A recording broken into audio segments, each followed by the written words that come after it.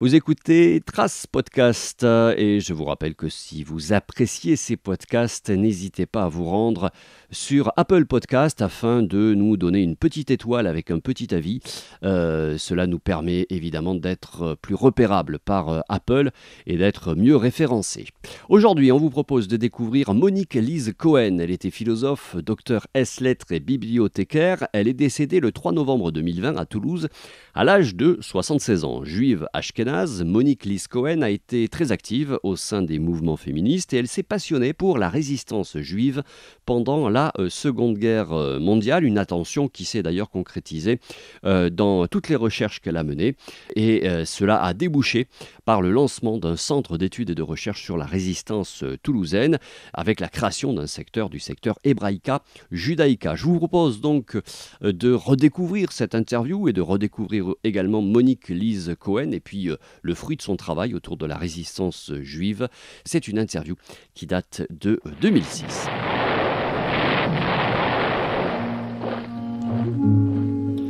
Monique Lise Cohen est née à Toulouse en 1944. Juive d'origine ashkénaze, elle a grandi dans une famille de résistants. Docteur ès-lettres, elle est poète, bibliothécaire et auteur de plusieurs ouvrages et études sur des thèmes littéraires, philosophiques, religieux et historiques.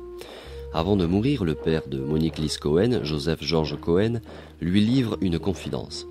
Un ouvrage en hébreu écrit de la main du père de Joseph George, le grand-père paternel que Monique Lise n'a pas connu, est rangé dans la cave de la maison familiale. Ce livre s'intitule « Aimons-nous les uns les autres ». Lorsque le père de Monique Lise Cohen décède, elle descend à la cave et cherche très longuement le manuscrit de son aïeul, mais en vain. Monique Lise Cohen ne retrouvera jamais le livre du grand-père, mais ce jour-là, dans la cave, elle fait une découverte essentielle pour la mémoire et la recherche historique.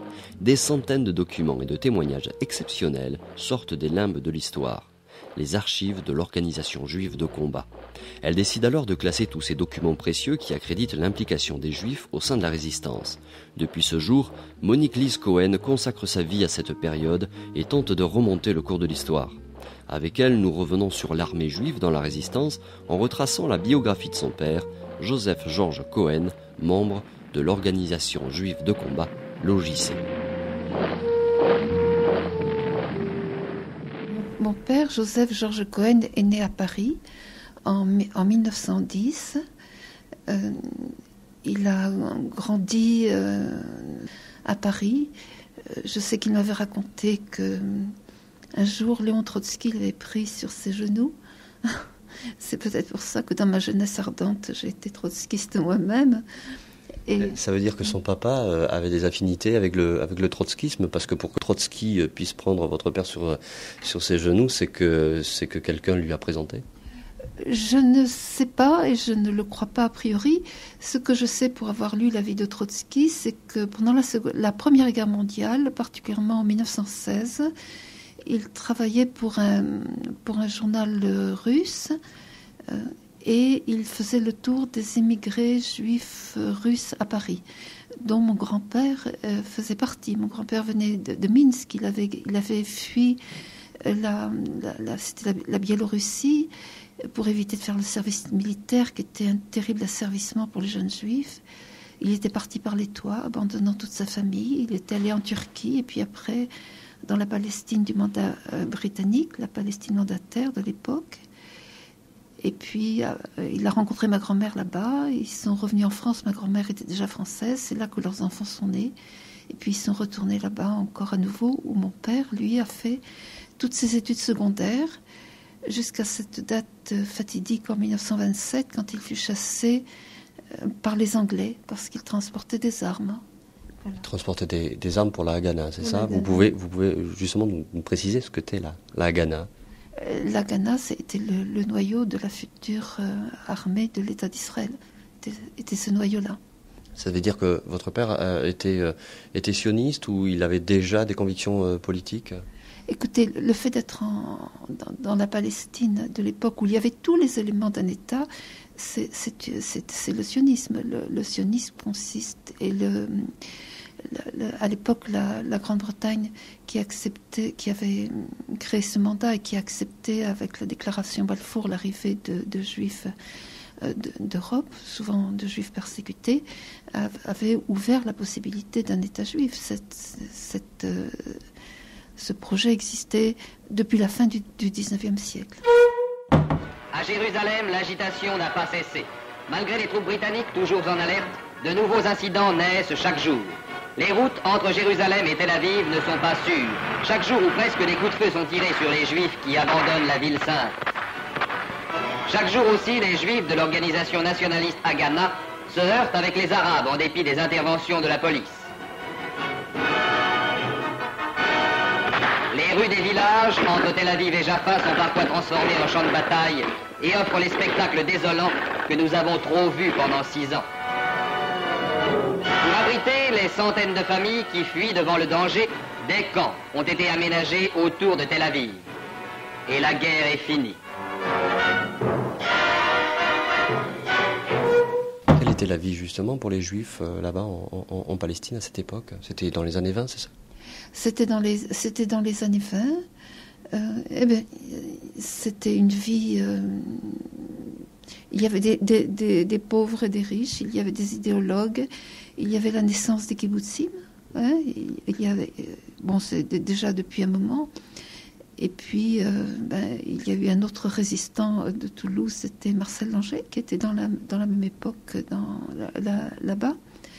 C'était une société très diversifiée, avec toute l'infrastructure d'un futur État.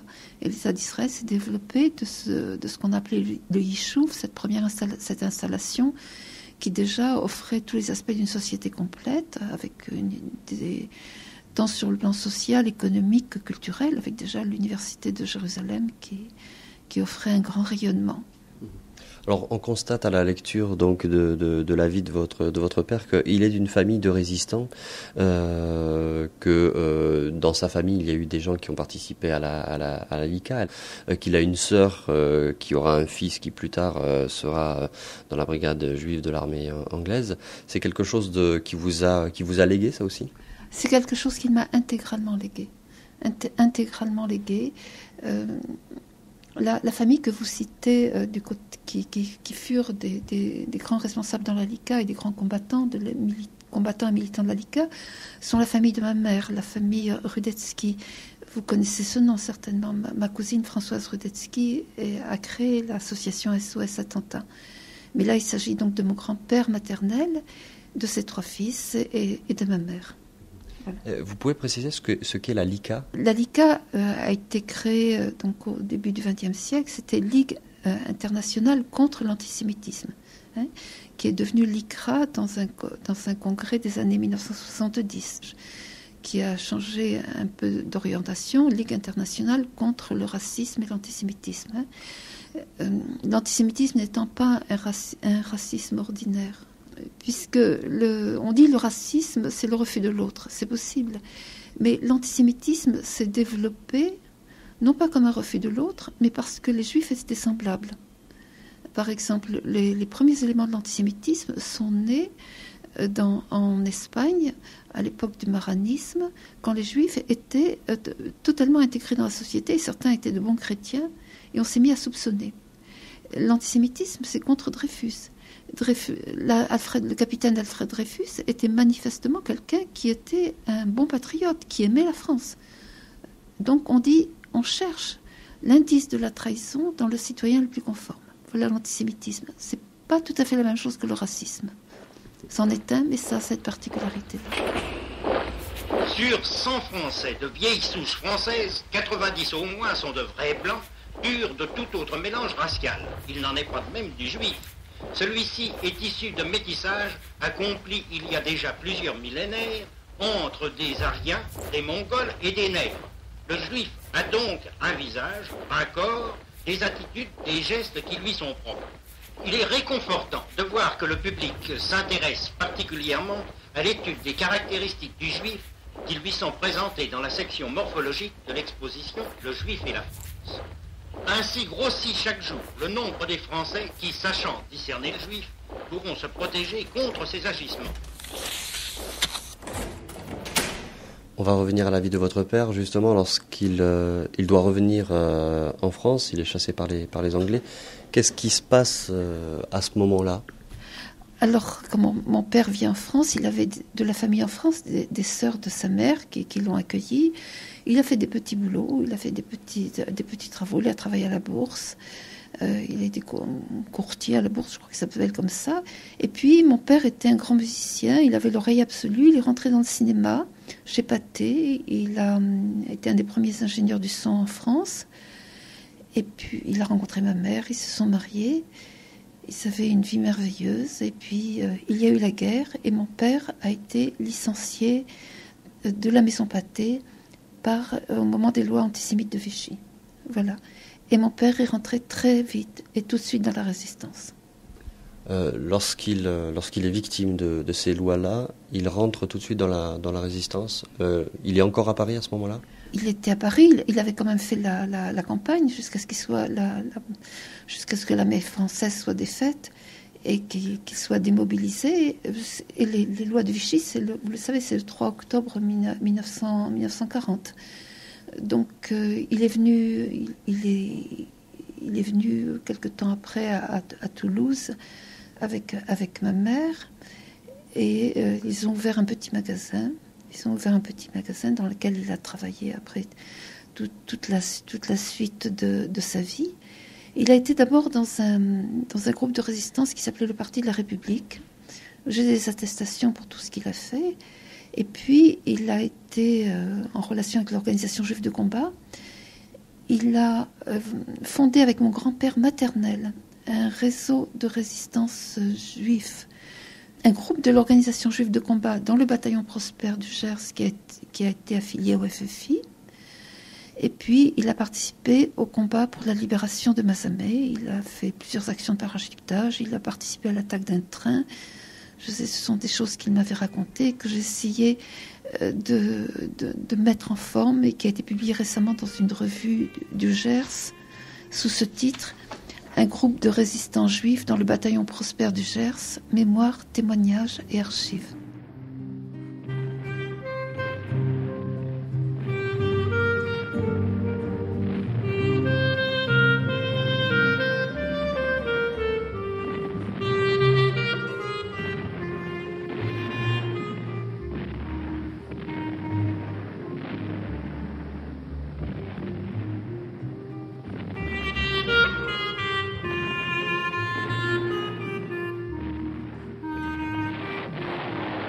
Est-ce que vous en savez un petit peu plus sur ce parti de la République et de la France ? Effectivement, je ne sais pas trop. Ce que je sais, c'est que ce parti de la République de la République et de la France, ils ont fabriqué et diffusé des tracts anti-nazis. Je sais que mon grand-père en faisait partie, que mon père et mon grand-père et les autres membres du groupe ont été arrêtés en 1941. Il y a là-dessus une attestation de M. Kneller. Il y avait également M. Boudounis qui était responsable de ce groupe. Une attestation de M. Kneller du 25 septembre 1944. Mon père a été arrêté. Je voudrais raconter une histoire qu'il m'a souvent transmise. C'est un commissaire de police qui l'a libéré. Qui est un commissaire qui l'a libéré. Mon père ne savait pas qui était ce commissaire. Et plus tard, longtemps, 2 ans plus tard, lorsqu'il se trouvait dans le Gers, et qu'il a participé à une attaque, soit d'un train ou d'une voiture de liaison, peut-être, ou une voiture de liaison, qui est attestée dans les archives FFI du Gers. Il est tombé à terre, le genou complètement bloqué, ne pouvait plus se relever. Il s'est retrouvé pratiquement seul sur le terrain et quelqu'un l'a pris sur ses épaules et l'a déposé sur un camion de police. Mon père a été pris de frayeur et s'est trouvé face à face, justement, avec le commissaire, qui pour la seconde fois lui avait sauvé la vie. Mon père n'a jamais su qui était ce commissaire, puisque, vous savez, dans la résistance, on ne disait pas tellement le nom. Et j'ai pu supposer, d'après les archives de Daniel Latapi, donc correspondant de l'Institut d'histoire des temps présents, qui a été un grand résistant dans le combat, qu'il s'agissait peut-être de Maurice Espitalier, dont je vais vous dire le parcours dans la résistance, inspecteur et secrétaire de police, grand résistant. En 1941, résistant sans attache précise. En 1942, franc-tireur. En 1942, libéré, fédéré. Puis contact avec Brutus. 1942 toujours, réseau Morange. Ajax en 1943. Maurice Espitalier, dit Monsieur Latapie, mena des opérations à Toulouse et dans le Gers. Il échappa à la rafle qui décapita la résistance à Toulouse dans la nuit du 13 au 14 décembre 1943, mais sa femme fut déportée à Ravensbrück. Votre travail, c'est peut-être ce qu'il vise aussi, montre bien que les Juifs très très tôt sont rentrés dans la résistance et contrairement à ce qu'on a cru très longtemps, ils ne sont pas restés que passifs face à l'oppression. On a tous en tête la révolte du ghetto de Varsovie. Cette organisation juive de combat, où est-ce qu'elle est née, quelle est son origine et qu'est-ce qui la idéologiquement, qu'est-ce qui la caractérise, si elle est caractérisée par quelque chose? D'abord sur la dite passivité des Juifs, rappelons que toute l'Europe était sous la botte. Toute l'Europe était passive et les Juifs pas plus que d'autres. Les Juifs sont entrés très vite en résistance et l'organisation juive de combat, d'abord sous le nom Armée juive, a été créée à Toulouse. Enfin, c'était pas le premier nom, mais il y a eu la Main forte et puis d'autres noms, puis Armée juive. Mais dès la fin de l'année 1940, à l'initiative de Polonsky et de Lublin, l'armée juive a été créée à Toulouse avec deux missions, le sauvetage et la résistance armée. Parce que la caractéristique des Juifs, c'est que toute la population civile était menacée. Un Français non-juif qui entrait en résistance, sa famille était relativement protégée. On pouvait dire qu'il avait disparu. Mais un Juif qui rentrait en résistance, s'il laissait sa femme et ses enfants, sa femme et ses enfants risquaient de disparaître. Donc la résistance juive a été tout entière le désir de sauver l'existence juive. Très tôt, les Juifs ont compris tout de suite de quoi il s'agissait. Donc la résistance juive civile, si vous voulez, de sauvetage, qui aujourd'hui est extrêmement étudiée pour les populations non juives. Je me permets de citer les travaux de Jacques Semelin, Sans armes face à Hitler. La résistance civile a été une grande part de la résistance européenne aussi. Et les Juifs, eux, s'y sont consacrés nécessairement très tôt, mais aussi à la résistance armée. Et jusqu'à l'idée de sauver la mémoire juive en Europe, ça a été l'initiative qui a créé le Centre de documentation juive contemporaine, qui est aujourd'hui le mémorial de la Shoah. Cette idée est née en 1942 de quelqu'un qui s'appelait Isaac Schneerson. Son idée était la suivante: quand personne ne voudra croire ce qui s'est passé par la suite, il faut trouver des preuves. Il a mis 1 an pour convaincre les gens qui se disaient, quand on est tellement menacé, est-ce qu'il faut sauver des vies ou des papiers? Il a dit qu'il fallait aussi sauver des papiers. Le centre a été créé en 1943 à Grenoble, encore sous occupation italienne. Vous savez que les Italiens ont très peu mis en œuvre les lois racistes, les lois raciales. Et la plupart de ceux qui ont créé ce centre ont été déportés. Mais les Juifs avaient la consigne de trouver des papiers, de sauver des papiers pour que la mémoire puisse avoir lieu. Souvenez-vous, cela fait aujourd'hui 20 ans. Lorsque les Alliés pénètrent dans ces villes et ces villages dont nul ne devait plus jamais oublier les noms, Auschwitz, Birkenau, Bergen-Belsen, Dachau, ce qu'ils découvrent, personne n'avait pu même l'imaginer. Quels sont les groupes, est-ce que vous pouvez m'en citer quelques-uns, de Juifs résistants que l'on a trouvés dans le sud-ouest plus particulièrement? Alors, les groupes, il y a eu 2 maquis dans le Tarn, le maquis des éclaireurs israélites, le maquis de l'organisation juive de combat et des organisations de sauvetage. Il y en a eu plusieurs qui étaient nationales et qui circulaient. Parce que de toute façon, Toulouse a été, pour toute la résistance, une plaque tournante pendant la guerre. Si on peut évoquer l'histoire de Toulouse, puisque j'ai travaillé sur l'histoire de Toulouse et l'histoire des communautés juives de Toulouse, on peut dire que Toulouse abolit les Pyrénées.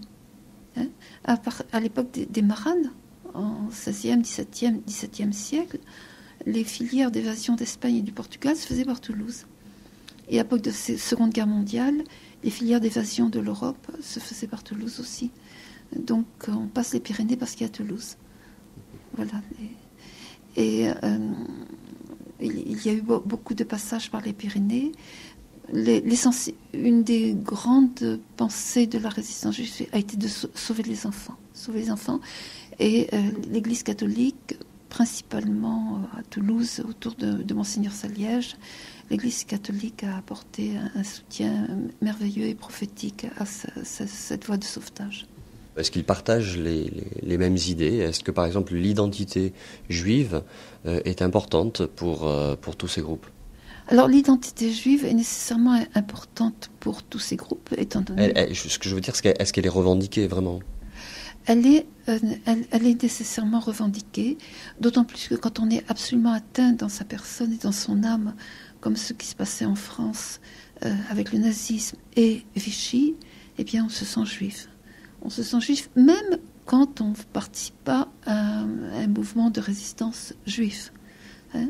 Il y a quelque chose de très important qui se manifeste. Là, je vous ai cité les éclaireurs israélites ainsi que l'organisation juive de combat, mais il y a eu les combattants de la main d'œuvre immigrée, où il y avait beaucoup majorité de juifs, qui eux-mêmes se sont engagés en tant que juifs dans les voies du sauvetage. Alors il y avait bien sûr des polémiques. Vous savez, dans toute la résistance, il y a eu des polémiques. Et il reste des blessures très profondes. Reconnaissant leur incapacité à maintenir l'ordre, les Anglais évacuent la Palestine le 14 mai 1948. Le même jour, David Ben-Gourion proclame la création de l'État d'Israël. על הקמת מדינה יהודית בארץ ישראל. היא מדינת ישראל.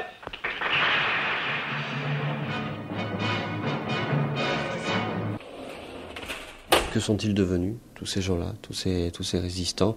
Alors, certains sont partis en Israël. Pour beaucoup, le combat pour la création de l'État d'Israël a été une suite de la résistance. Par exemple, le maquis de l'organisation juive de combat se levait le matin aux couleurs à la fois du drapeau français et aux couleurs du drapeau bleu-blanc du futur État d'Israël. Certains sont partis là-bas, d'autres sont restés en France, d'autres sont partis aux États-Unis, en Angleterre, au Canada, en Australie. Aujourd'hui, certains disent qu'on vit un conflit des victimes. Comment vous vivez ça, vous, en ce moment, ce climat qui peut exister aujourd'hui au sein du débat public ? Mais je ne participe pas au débat public.